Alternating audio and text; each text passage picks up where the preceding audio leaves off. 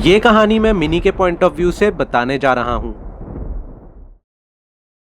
जिस घटना के बारे में मैं आपको बताने जा रही हूं वो मेरे साथ पिछले साल के दिसंबर महीने में हुई थी। लेकिन इस घटना का होना तभी तय हो गया था जब मैं इससे कुछ महीने पहले अपनी एक स्कूल फ्रेंड की एक बात मान बैठी थी। मिनी, तू इंस्टाग्राम पर है क्या? नहीं, मैं तो नहीं हूं, लेकिन मेरे भैया हैं इंस्टाग्राम पर। तो तू भी अपने फोन में इंस्टाग्राम डाउनलोड कर लेना, बड़ी मजेदार ऐप है। अच्छा, ऐसा क्या मजेदार है इसमें? इधर आ, मैं दिखाती हूं। और फिर मेरी फ्रेंड अपने फोन में मुझे इंस्टाग्राम ऐप दिखाने लगी। सच में उस ऐप में बहुत मजेदार चीजें थीं, लोगों की फोटोज, वीडियोस और बहुत कुछ। और ये सब देखकर मेरा भी इंस्टाग्राम ज्वाइन करने का मन कर गया।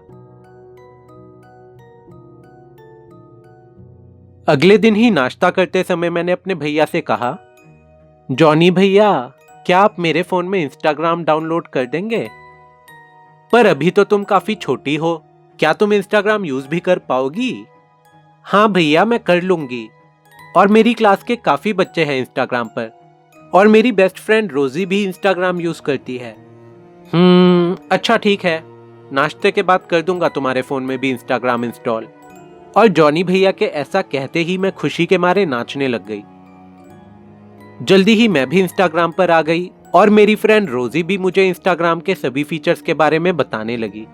उसने मुझे बताया कि मेरे को स्कूल में किस किस को फॉलो करना चाहिए और मेरे इंटरेस्ट एंड हॉबीज के हिसाब से मेरे को कौन कौन से अकाउंट फॉलो करने चाहिए ये भी बताया। और जल्दी ही मुझे भी इंस्टाग्राम अच्छे से ऑपरेट करना आ गया।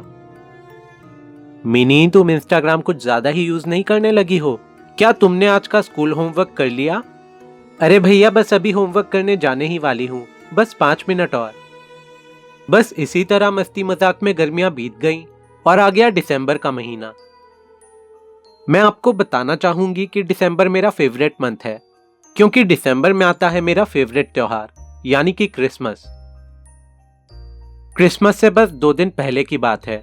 मैं तब घर में अकेली थी और मैं इंस्टाग्राम पर #क्रिसमस सर्च कर रही थी और मुझे क्रिसमस के बहुत सारे मजेदार वीडियोस देखने को मिल रहे थे। हर वीडियो इतनी ऑसम थी कि मैं हर वीडियो पे लाइक्स और कमेंट्स करती जा रही थी कि तभी अचानक से इंस्टाग्राम पर मुझे एक मैसेज आया।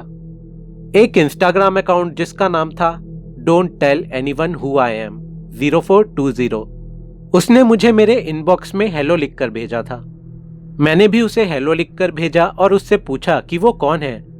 तो उसने मुझे कहा कि वो सेंटा क्लॉस है। मैं एक छोटी बच्ची हूं, लेकिन मुझे उसकी बात पर हंसी आ गई और मैंने उसको बहुत सारे लाफिंग इमोजीज भेज दिए। तभी उसने मुझे एक एंग्री इमोजी भेजा और उसने मुझसे कहा, तुम मेरा मजाक उड़ा रही हो? अब देखना, तुमको इस साल कोई भी क्रिसमस प्रेजेंट नहीं मिलेगा। मैंने सोचा कि कहीं ये सच में रियल सेंटा तो नहीं है, और मैंने मन ही मन सोचा कि अगर मुझे इस साल सच में गिफ्ट नहीं मिला तो मुझे बहुत बुरा लगेगा। इसीलिए मैंने उसको सॉरी लिखकर भेज दिया और उसने भी मुझे बोला इट्स ओके। मैंने एक्साइटमेंट में सेंटा से पूछा कि क्या वो 24 दिसंबर को, यानी कि कल की रात, वो मुझे गिफ्ट देने आएंगे। तभी सेंटा ने मुझसे मेरा एड्रेस मांगा और मैंने भी उनको अपना पूरा एड्रेस लिखकर भेज दिया। उसके बाद सेंटा के और मैसेजेस तो नहीं आए, लेकिन मैं सेंटा से चैट करके बहुत खुश हुई।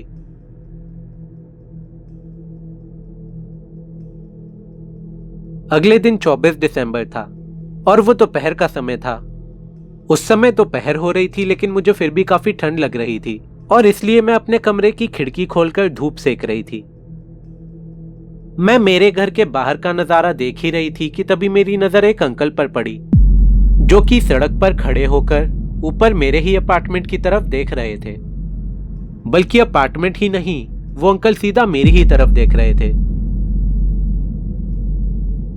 उनको मेरी तरफ देखते हुए मैं थोड़ी नर्वस हो गई और धीरे से खिड़की के पास से हट गई।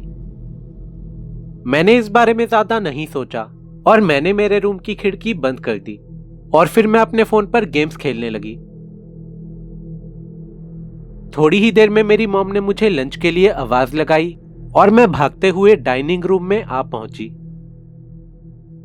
आज का लंच बहुत ही स्पेशल था और मेरी मॉम ने हम सभी के लिए हम सबकी फेवरेट डिश बनाई थी। लंच करते करते अचानक ही मेरे फोन में एक इंस्टाग्राम नोटिफिकेशन आया। मैंने नोटिफिकेशन ओपन किया तो देखा कि वो सेंटा का ही मैसेज था। सेंटा मुझसे पूछ रहे थे कि क्या मेरे घर में चिमनी है। तो मैंने उनको बताया कि मेरे घर में चिमनी नहीं है। तब सेंटा ने मुझसे पूछा कि फिर वो मुझे गिफ्ट देने के लिए घर में एंटर कैसे करेंगे। मैंने उन्हें कहा कि मैं उनके लिए रूम की खिड़की खुली छोड़ दूंगी ताकि उनको घर के अंदर आने में आसानी हो। और सेंटा ने भी मुझसे कहा कि ये एक अच्छा आइडिया है।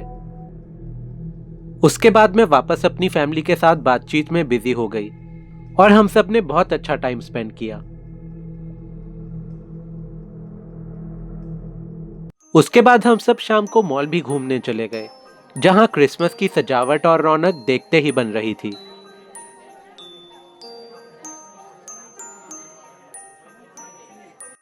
रात का डिनर बाहर ही करने के बाद हम सब घर पहुंचे और अपने अपने कमरे में सोने चले गए।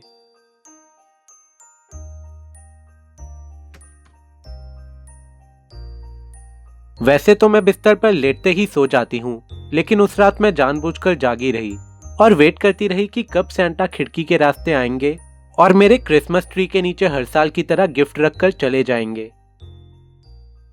बहुत घंटे बीत गए, लेकिन खिड़की पर कुछ भी हलचल नहीं हुई। और जैसे ही मेरी आंख लगने वाली थी, तभी मुझे मेरी खिड़की के पास से एक आवाज आई। मैंने कंबल के एक कोने से थोड़ा सा झांक के देखा तो मेरा पूरा शरीर डर के मारे कांप उठा। जो आदमी मेरे सामने खड़ा था वो सेंटा क्लॉज नहीं था। और तभी मैं कंबल से बाहर निकल आई और जोर जोर से चिल्लाने लगी और मुझे चुप कराने के लिए उसने अपने हाथ से मेरा मुंह बंद कर दिया।